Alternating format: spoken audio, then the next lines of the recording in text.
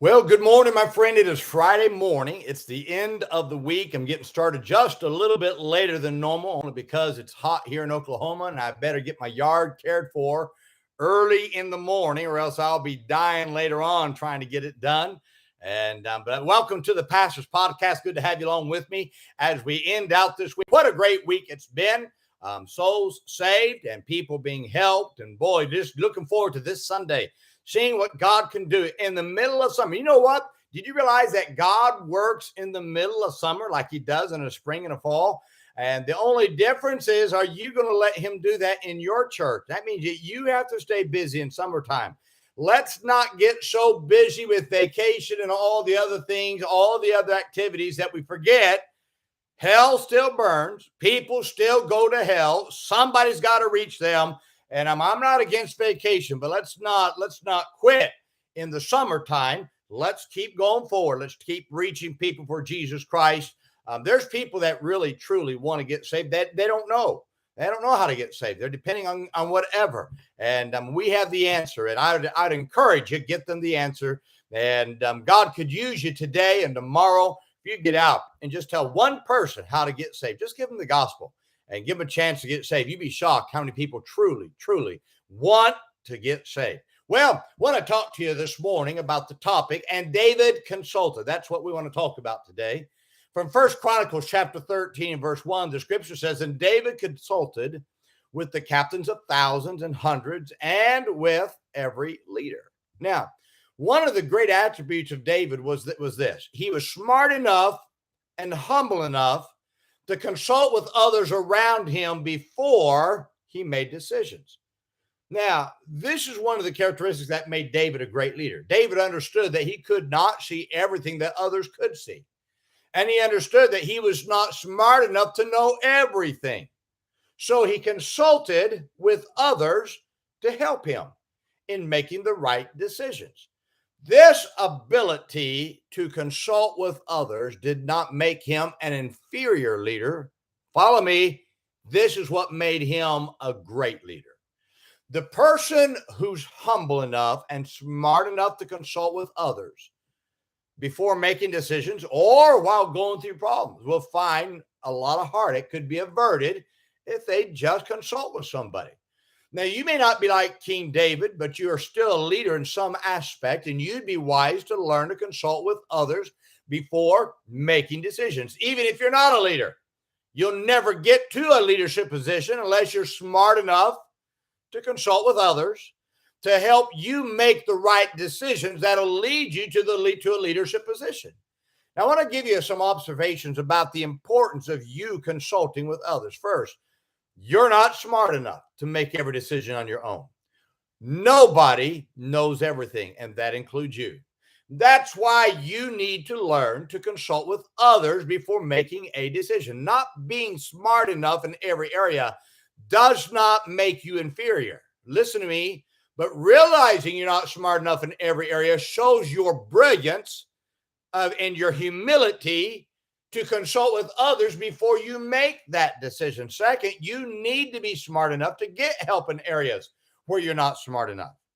The greatest leaders know others can help them in areas where they think where they lack. Now, this is what makes a leader wise enough to lead others. Only arrogance thinks they know everything, and that'll hurt a leadership. To know the areas where you're weaker and to get help when making decisions in that area is only wise. So know your weakness and get help before making decisions in those areas so you don't make hurtful decisions. Third, be smart enough to consult with others in areas where you're not smart enough. Just because you're smarter than others in an area doesn't mean that you should not consult with others. And even in that area about things that you cannot see.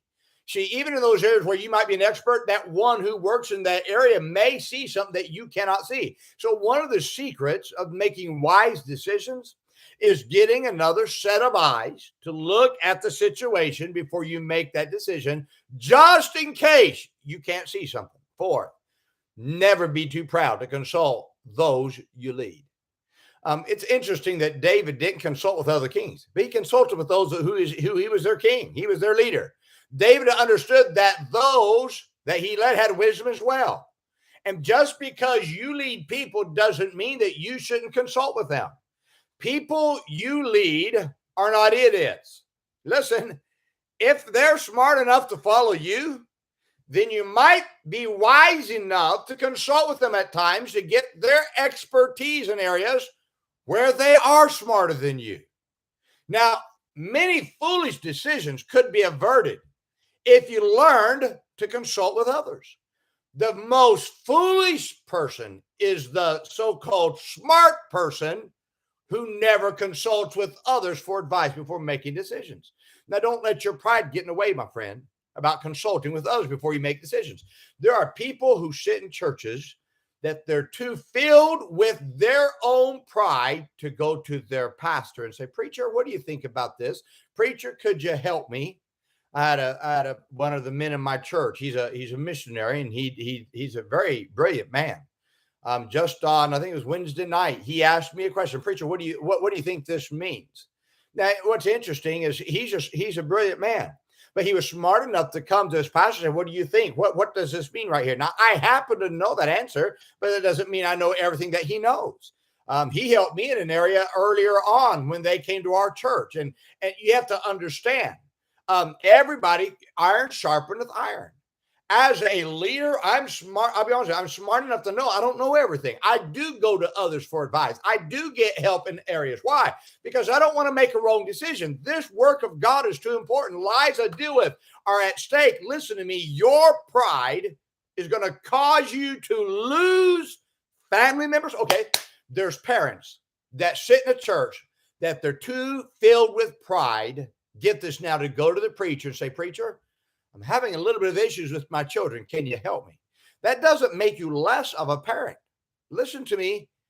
It could help you. The preacher could probably help you. He might see something that you don't see. So get some help. Leaders, there's people in your church that can help you. Be smart enough to ask them. And then those who follow.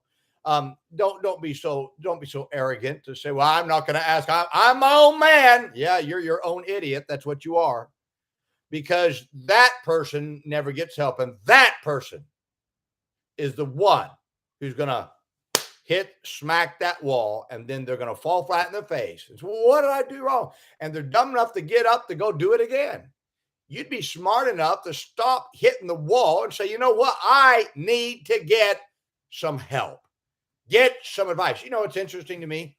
I've got business people in my church, very successful business people that come to me about business advice. And it's not because I'm super smart. You know what they want? They're smart enough to know the preacher or somebody else may have something that they can see that I don't see. And they want to be smart enough so their business can move forward. You'd be wise. You'd be wise. The smartest president is not the president who thinks they know everything. The smartest president is one who surrounds themselves with people who are smarter than them and is wise enough to listen to them.